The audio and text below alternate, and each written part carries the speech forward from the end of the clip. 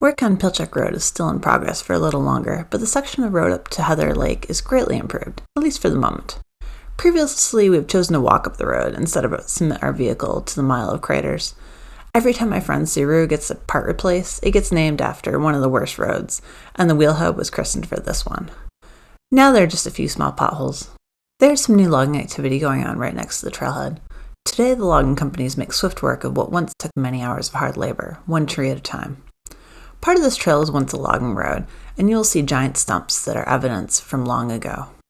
Many appear to have faces cut in them. They make me think of giants of the forest, like Ents in the Lord of the Rings. With all the moss and ferns and fungi here, it feels like the kind of place where fairies could be hiding and secretly watching us. According to WTA, the notches that make up the faces and the stumps were put there to mount boards for loggers to stand on while sawing through the giant trees.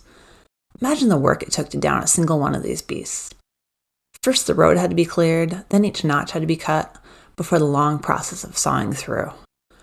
And once a tree is down, it had to be cleaned up, cut into manageable pieces, and hauled out of the woods. Check out the links below for photos of this and more trail info.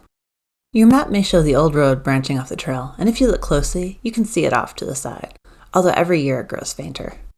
We tried it one time, and it does feel like a trail for a bit, apart from the infinite amount of trees across it. But eventually, it rounds the corner and a large section of it is washed out and eroded away, leaving us to turn around or bushwhack our way back to the parking area. We chose the latter and made it out mostly unscathed, but we wouldn't do it again. My pup couldn't come today because he was worn out from our Gothic Basin outing yesterday, but this bit of boardwalk is the only part of the trail he doesn't like. Somehow, he is in his element scrambling all over rocks and roots, and even snow. But when it comes to a boardwalk, he draws a line. This one has seen better days. As you make your way further up, you will find a few of these giant trees, beyond the reach of the loggers, still intact. Wear your waterproof shoes and stretchy pants for this one. The terrain is a nice mix of everything. Roots, rocks, steps, boardwalks, gravel road, dirt, mud, shallow streams, you name it. Lots of the steps are a couple feet high, so poles might be helpful. The trail starts out with water running across the path, just to warn you in case you didn't know what you're getting into. Last time I did a video of this area, I only showed the boardwalk that goes around the lake, so I wanted to get back out here and show you what the trail to get up there is like.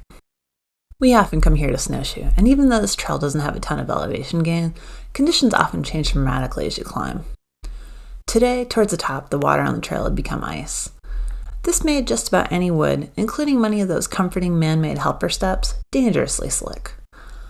I don't know if you ever played the game as a kid where the ground was lava and you had to get from rock to rock without touching it. Well, the last bit of trail was a bit like that with the wood being the lava. Many places this was annoying but fine, except the tree with the nice steps and notch cut to climb up and over it. You would need some superpowers to get over that big lava-covered slide. Ooh, yep, that was me taking a little spill. I got distracted by the tree and didn't see the ice right in front of me. Even though we get around 10 hours of daylight this time of year, some of these basins get much less, and there are corners of them that never get touched by the sun rays at all. The sun didn't crest the mountains here until 1 o'clock in the afternoon, and I'm sure it didn't linger long. This area gets lots of heavy fog that often obscures the views, but today it cleared and left us some incredible frost and ice formations around the lake. I've seen this before in places like Big 4, but never on such a variety of surfaces. Enjoy the spin around the lake. I included a few photos of the end of this place throughout the seasons.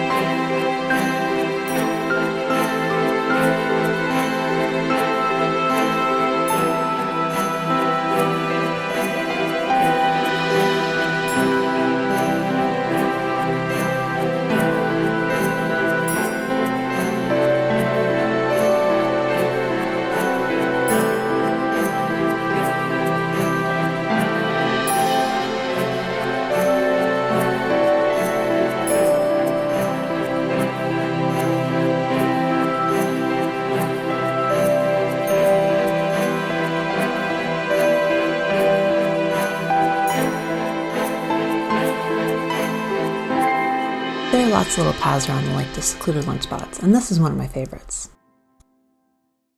Thank you for joining us on this adventure. There are hiking resources below and information on free ways to help support this channel. The easiest is liking and subscribing. Thank you. Happy exploring.